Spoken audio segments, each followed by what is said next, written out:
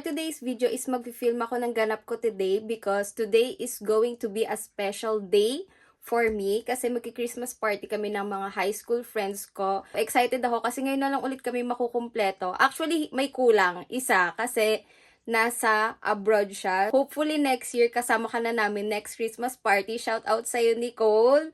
We miss you so much. So, you know naman guys na I love filming para lang masave ko yung mga moments ng mga special days like this. Gustong-gusto ko lang talaga binabalikan yung mga happy memories pinapanood ko every time na namimiss ko yung mga person na nakasama ko na yon. I hope ma-enjoy nyo tong video na to and may introduce ko rin sa inyo yung mga friends ko.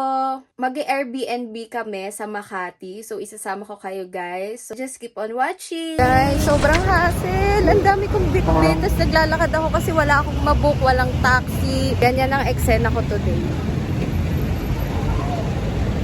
Diba? Nahihiya ako.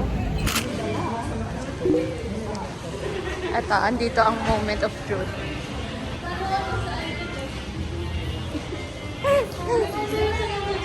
Ako, bibigay pa sa counter ko.